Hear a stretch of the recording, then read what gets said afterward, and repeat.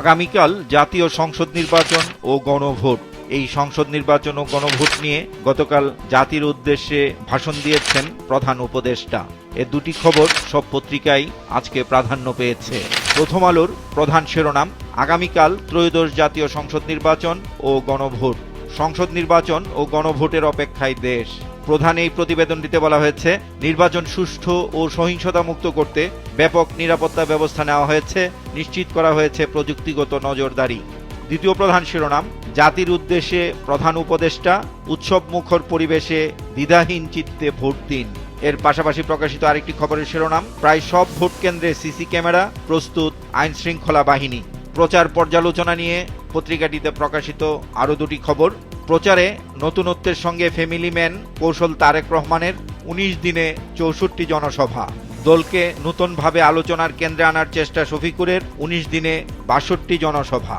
উপদেষ্টাদের সম্পদ বিবরণী নিয়ে প্রকাশিত খবরের শিরোনাম, সম্পদ বেড়েছে ১৮ উপদেষ্টার, অন্তর্বর্তী সরকার। প্রতিবেদনটিতে বলা হয়, সবচেয়ে বেশি সম্পদ বাণিজ্য উপদেষ্টা শেখ বশিরউদ্দিনের, তার সম্পদের পরিমাণ ৯১ কোটি ৬৫ লাখ টাকা।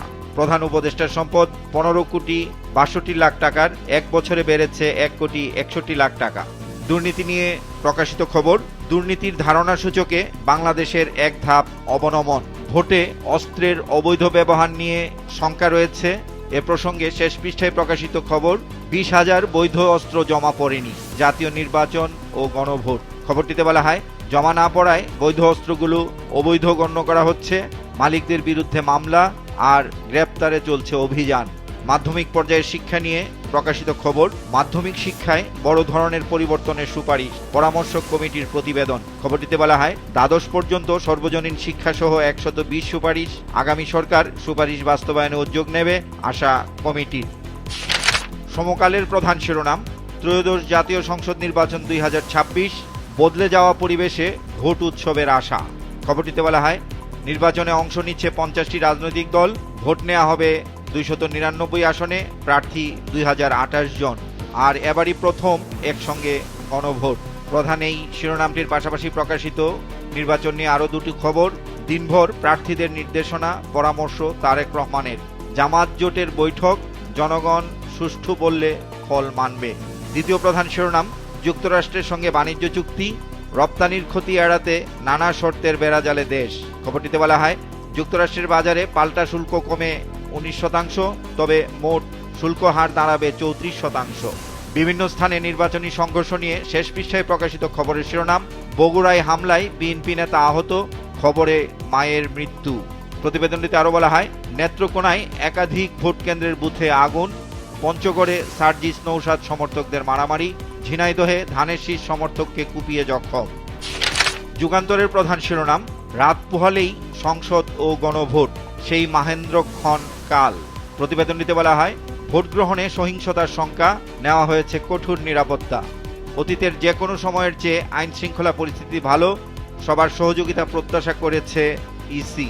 তৃতীয় প্রধান শিরোনাম, জাতির উদ্দেশ্যে ভাষণে প্রধান উপদেষ্টা, ইতিহাসের গতিপথ বদলানোর নির্বাচন। প্রতিবেদনটিতে প্রধান উপদেষ্টার উদ্ধৃতি দিয়ে বলা হয়, নির্বাচনে বিজয়ী জনপ্রতিনিধিদের কাছে যত দ্রুত সম্ভব ক্ষমতা হস্তান্তর করা হবে, আর রাজনৈতিক দল বিশৃঙ্খলা বা সহিংসতা করলে রাষ্ট্র সহ্য করবে না। নির্বাচন নিয়ে আরও কয়েকটি খবর প্রকাশিত হয়েছে পত্রিকাটিতে। ভোটে উৎসবমুখর পরিবেশ চায় বিএনপি, পোলিং এজেন্টদের ফলাফল নিয়ে কেন্দ্র ত্যাগের নির্দেশ। ১১ দলের বৈঠক শেষে জামাত আমির, কেউ পেছনের দরজা দিয়ে কিছু করতে চাইলে জনগণ মানবে না। সংসদ নির্বাচন ও গণভোটে অংশ নিতে গতকাল অনেকেই ঝুঁকি নিয়ে ট্রেনের ছাদে চড়ে গ্রামের বাড়ি ভোট দিতে গেছেন। বিভিন্ন স্টেশন ও টার্মিনালে দেখা গেছে ভিড়। এ নিয়ে প্রকাশিত খবরের শিরোনাম, বাস, ট্রেন, লঞ্চে ঘরমুখো মানুষের ভিড়, ভোট উৎসবে অংশগ্রহণ। খবরটিতে বলা হয়, পথে পথে তীব্র যানজট, দুর্ভোগ, ঢাকা শহরে নেই চিরচেনা যানজট। আইনশৃঙ্খলা পরিস্থিতি নিয়ে শেষ পৃষ্ঠায় প্রকাশিত খবরের শিরোনাম, বিশৃঙ্খলা রোধে বদ্ধপরিকর, কঠোর অবস্থানে আইনশৃঙ্খলা বাহিনী। সাগররুনি হত্যাকাণ্ড নিয়ে প্রকাশিত খবর, ১৪ বছরেও সাগররুনি হত্যার তদন্ত শেষ না হওয়ার নেপথ্যে আওয়ামী লীগ সরকারের আমলে সব আলামত ধ্বংস। কালের কণ্ঠের প্রধান শিরোনাম, ভোটের জন্য উন্মুখ দেশ, কাল ভোট। খবরটিতে নির্বাচন কমিশনার আবুল ফজল মোহাম্মদ সানাউল্লাহর উদ্ধৃতি দিয়ে বলা হয়েছে, সংসদ নির্বাচন ও গণভোটের দুটি ব্যালট একই সঙ্গে গণনা করা হবে। বেশিরভাগ আসনের ফলাফল মধ্যরাতের মধ্যেই পাওয়া যাবে বলে আশা করছেন তিনি।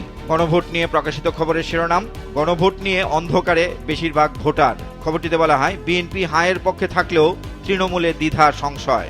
জামাত নেতৃত্বাধীন জোট হাঁ ভোটের পক্ষে, নায়ের পক্ষে জাতীয় পার্টি ও বামপন্থী দলগুলো।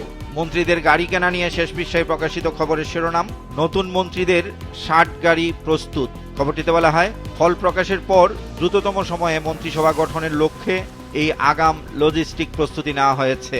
নির্বাচনে প্রতিদ্বন্দ্বিতাকারী নারী প্রার্থীদের নিয়ে শেষ পৃষ্ঠায় বক্স আকারে প্রকাশিত আরেকটি খবরের শিরোনাম, ভোটের দৌড়ে 83 নারী প্রার্থী।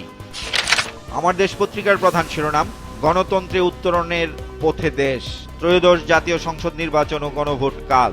খবরটিতে বলা হয়, ভোট হচ্ছে 299 আসনে, স্থগিত আসন শেরপুর 3, ভোট করছে 50 দল, ভোটে নেই কার্যক্রম নিষিদ্ধ আওয়ামী লীগ সহ 9 দল। দ্বিতীয় প্রধান শিরোনাম, জাতির উদ্দেশ্যে ভাষণে প্রধান উপদেষ্টা, উৎসবমুখর নির্বাচন বাস্তবে রূপ দিন। নির্বাচনের সময় আইনশৃঙ্খলা রক্ষাকারী বাহিনীর ভূমিকা নিয়ে শেষ পৃষ্ঠায় প্রকাশিত খবরের শিরোনাম, ভোটের নিরাপত্তায় মাঠে 8 বাহিনীর 9 লাখ সদস্য।